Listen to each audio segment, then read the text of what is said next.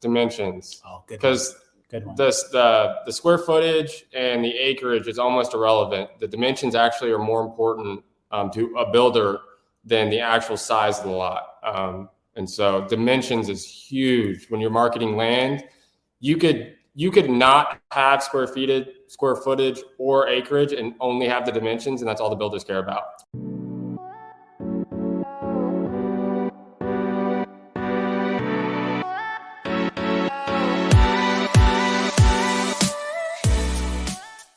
Welcome to another episode of the Wholesale Elite Podcast. I am Isham and I'm joined by my main man, Tanner Santucci. What's up, dude? What up, man? And we're right next to each other. High five. This is cool. So I live in Alaska, Tanner's in Oklahoma, and our market is in Florida. So we rarely get the opportunity to sit next to each other and do a podcast. But guys, if you're watching the episode, obviously we're not in studio. We're actually in an Airbnb.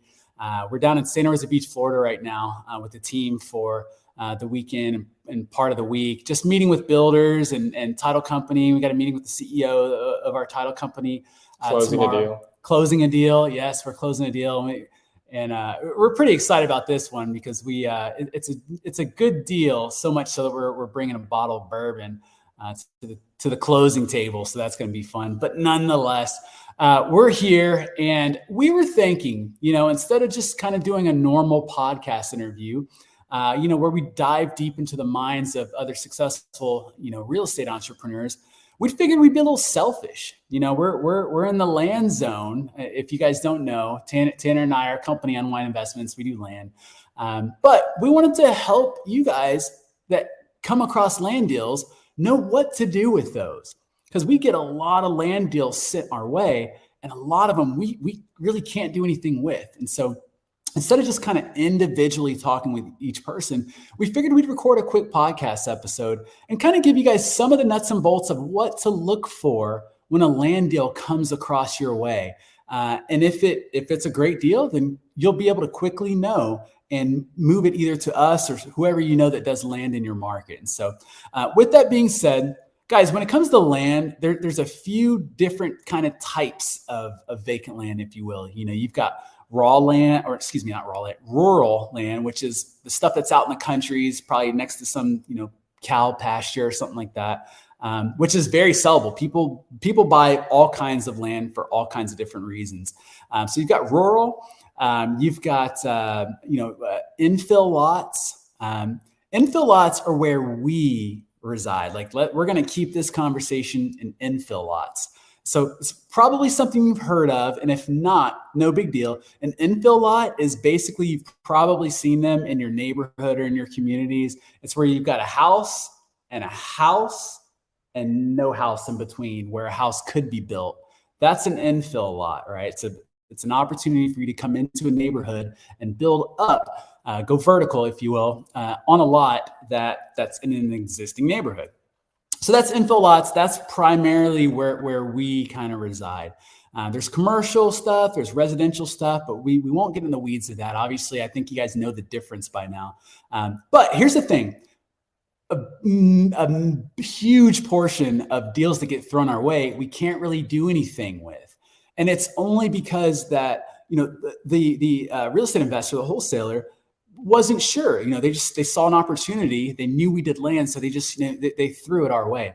And so one of the things in our business, I mostly run the acquisition side of our team. Tanner handles the dispo side. And so I'm going to speak to you guys from kind of an acquisition standpoint, and Tanner's going to jump in and talk about from our builders and our buyers and developers perspective, what it is that they actually want in a lot. And so real quickly, guys, when you're sending a deal to a land guy, a land dispo person, or another investor, send us more than just the address. Please. Try and get more info. And I get it, because when we started, we didn't know what else to ask for. We're like, here's an address, maybe a parcel ID or something like that. And so try and get as much information as you can from that land owner. And hopefully you're direct on this contract, because it gets really messy with land if you're not direct. If the person that you're talking to is direct, meaning that they're under contract, that's the party who's under contract, we can work with that. There's not too many, people in the deal, but it's just easier on the land side to have direct communication with the land seller. And the easiest way to do that, obviously, is for you to be direct on the land deal. And so if you happen to go under contract on a land deal, or you know someone who is under contract, here's some of the stuff to consider and to look out for. And so I can give you guys a list of things, and it gets crazy. It gets really deep, but I want you guys to let us handle that. Let us handle the crazy land stuff. But on the surface, you guys should have some basic education in terms of what to ask the seller, if you do come across a land deal. So Tanner, what's some of the stuff that you see, maybe well, let me ask you, what's some of the stuff that you'd like to see given to you, from the acquisition wholesaler, on this land deal? Yeah, I mean, the biggest thing for sure is please have the price that you're asking. That seems like a very basic thing, but that we get sent a lot of deals where there's no price, and it's hard for me to work off of that. And then the other, obviously, there's a few key things. One being, if anything, the zoning. It's always nice to know ahead of time what the zoning is. Utilities is the biggest thing in land, because that's where the real money, that builders' expenses, that's where stuff really can add up. And we could make a whole nother episode just on utilities about what to look for. But utilities, so when you're going to the seller asking for, asking questions about the dirt or the lot or the parcel, whatever it may be, does that lot have a septic tank, or is that lot connected to city sewer? That's the difference between those two. The reason being is septic tanks tend to be a lot more expensive, and builders don't want really to build with a septic tank because there's a lot more intricate stuff that has to go on. But want to ask the seller, hey, is city water available? Is city sewer available? If there is a septic tank on the lot, how old is that septic tank? Is that septic tank concrete? Or what's the other one? Why am I drawing a blank? Steel. Thank you. Wow, I can never remember that. Steel. And then, wow, I'm drawing so many blanks. You're good, because there's so much stuff. I will say this, guys, keep it simple. If, get a price, definitely get an address, get the price, and find out about the utilities on the lot.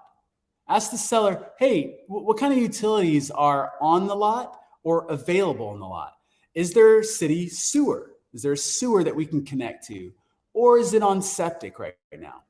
What's the water situation? Is there a water meter there? Is there water available? And so the utilities are really, really helpful because they can really help determine the value of that lot. I mean, if all this stuff is available on the lot already, then we can increase our offer significantly. Now, here's the difference. I'm sure you guys live in neighborhoods. And so the utilities that are in your house are tapped into a main line somewhere, right? Yep. And so some utilities are on the lot, meaning they've been brought onto the lot. They're not just floating out in the middle of the street. They're actually connected to the lot. So that's good to know. If the seller knows, yes, there are utilities on the lot. Okay, great. What kind of utilities are there? Is it septic? Or is it sewer? Oh, we got septic on the lot. Okay, great. We got septic. How old is that septic tank? Do you know? Oh, it's 10 years, 15 years. If they don't know, no big deal. We know that it has septic. Or if they say, I think there's sewer available. Okay, it's available, meaning that's probably in the street. Is it connected to the lot? Do you know? Whether they know or not, it's no big deal. It's just getting as much information as you can. If that seller doesn't know anything, that's fine. But at least ask. At least try and get as much information as possible. But we definitely need an address. And a parcel ID would be helpful, or APN. There's all kinds of other words for it. And then the utility situation. You guys, I don't want you to worry too much about the zoning, wetlands, or any of that stuff. There's a lot of other stuff that goes into it. You can let us handle that. We'll definitely take that on, or whoever it is that you're looking at. Dimensions. Oh, good. Because the square footage and the acreage is almost irrelevant. The dimensions actually are more important to a builder than the actual size of the lot. And so dimensions is huge. When you're marketing land, you could not have square footage or acreage and only have the dimensions, and that's all the builders care about. Tanner, is there a like a minimum or a maximum size lot that we look for? Yeah. So that's why the zoning is important though, because that saves our time essentially. So every zoning is going to have different dimensions and different regulations and requirements. So like in our market, an R1 lot, minimum of 50 feet of frontage. And that's just the width, or that's the width of the front of the lot where the home would be built. And so say that lot is zoned R1, but has 40 feet of frontage. That lot may look perfect in a neighborhood for a home, but it can't be built on because it doesn't meet the requirements of that amount of frontage. Right. And so there's not really an ideal amount, but that's why in my head, zoning is important. So if you can put zoning and the dimensions together, instantly you can rule out a lot or move it to the next step of underwriting. How do they get the zoning information? Yeah, good question. So you literally could Google whatever your market is, say it's Nashville, zoning map Nashville, or zoning map Nashville zip code. And usually you can go to your GIS map. So you'll Google Nashville GIS map, and it's going to pull up a big map of all of Nashville. And there's usually a little search bar right when you click on it, and boom, you put in your address, your APN number, and it's going to take you straight to your lot. And then there's usually a legend. And just like any other map, it has a bunch of check marks. You click it says zoning, you click zoning, it's going to color code the GIS map and tell you exactly what it's zoned. If you guys, if you can't figure out the zoning, not a big deal. But it is helpful to know, because we're professionals, right? Like we want to know, we want to understand our craft. We don't want to just send a deal to someone being clueless about what it is that we're sending them. And so, I know I like to be knowledgeable in the area that I'm working in, especially if it's deal related. If I'm going to send a deal to someone, I kind of want to know a little bit about the deal. And so zoning is definitely helpful for us. Now, what about the size of the lot, Tanner? Is there a lot that's too big? Yeah. So, well, for us, so like we don't look for lots over an acre. Reason being is when you get to over an acre lots, now sure, there could be subdivide plays in, but for the most part, an infill lots are where we go after. You're not finding an infill lot that's an acre or bigger, I should say. And so the reason we just don't go over an acre because we found not to be a lot of value for our buyers and our builders. They're niche, we're niche. We found it to work best for us to stay 1 acre or less. So if you guys come across anything over an acre, like we've had people send us deals at like 100 acres and literally nowhere Florida. I'm like, guys, like, I love you, but I there's nothing you can do with this, Can't do anything lot with that, yeah. or parcel. I can't even call it a lot. Plot of land. And so for us, yes, there is too big of a lot, and it's anything over an acre. So if you send us anything, please just make sure it's under an acre. If not, we're most likely going to rule it out. That's nothing against anyone personally. It's just our business model. It's what works for us. And so anything under an acre. Absolutely. Guys, land's wild. Land's weird. It really is. There's so many different people out that do land, and they do it in a ton of different ways. There are guys who look for the rural stuff. There's guys who look for the big acreage. They really do. They've got big commercial clients, commercial developers that are looking for acreage. And it's tough. It's tough to get into the weeds and think, oh man, is this a deal? Is this not a deal? And that's why I'm encouraging everyone. If you come across a land deal, number one, if you don't know anyone that does land, just kind of move on. If you do know someone that does land, find out what their builders and their buyers are wanting, and then just feed them those types of land deals when you get them.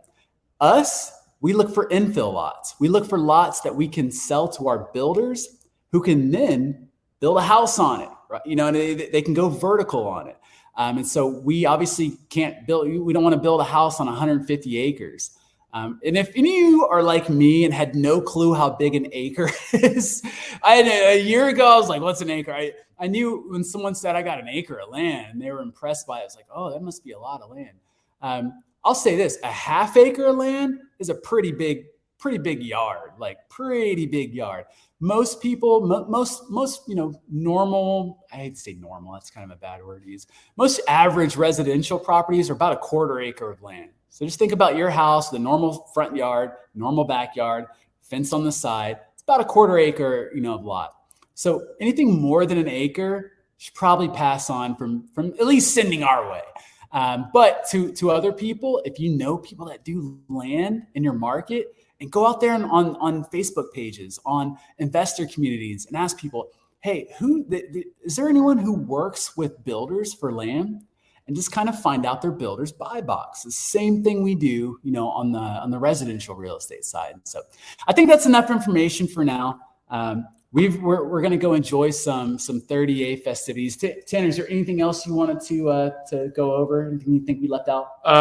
No, I mean, just keep it, like Isham said, keep it really simple and basic. Like what in most of our market now, I don't want to speak too much about our market just because it gets really funky. If you're familiar with our market, but if you're not, people get so confused but just know in most areas of Florida specifically, I can't speak for everywhere, but most areas of Florida right now, builders are actually going to be buying lots around 10% of ARV for homes that are selling 600,000 really or less. So if you're in a market where a lot of homes, new constructions are selling for 300 to 400,000, just know you're most likely going to need to be around 30. The buyers are going to want to buy it between 30 to 40,000. So that's just the easiest blueprint where you can start going to work. That's beautiful. And the last thing I'll say is we specifically don't comp land deals or lots based on other land deals. That's another big thing. I see that happen all the time. Is everyone just looks at sold lots and it's like, oh, yep, that one. It's the highest price. Let's go with that one. But the tricky part with land is, one, you don't know who actually bought that lot. Sure, you can go look at it or look at who actually is on the deed, but you really don't know if that's a builder or an end user. Why is that important? Because builders buy lots way cheaper than someone that's going to buy the lot and then go to a company to build their dream home on it. Yeah. Those people don't care what they pay for the lot. So they're going to way overpay what market value is to what a builder is going to pay. So know your builders, know what their price per square foot is. And trust me, guys, since I'll be the first to say, builders are willing to talk to you. Yeah, don't think like some of our best relationships are with builders right now, like friends, like going to lunch with them and doing things like they want to talk to you and they're hungry for land. So go talk to builders, go ask what the price per square foot is of their build. They'll tell you, they'll talk to you, tell them you're a wholesaler. Trust me, they'll jump up and joy and smile, be happy, say thank you. So go talk to builders and go kill it. Absolutely. And I just got to throw a little shameless plug out there. If you do happen to come across an infill lot and it's in Northwest Florida, it's pretty much our market from Pensacola to Panama City, send it our way. We'd be happy to take a look at it and get back to you. You can send it to deals@unwindinvestments.com. Guys, that's a wrap for this episode. Stick around next week. We have a banger, like for real. This is one that I'm pretty stoked about. It was a tough get, but it's going to be an incredible episode, and we're really looking forward to it. So, guys, again, just like normal, go out there, crush it, make it happen, stay consistent, feed your mind good stuff. Remember, garbage in, garbage out. Stay away from the negative. Keep feeding your brain positivity. Keep surrounding yourself by like-minded people, and we'll have you in the seat for the next episode. We'll see you next time, guys. Peace.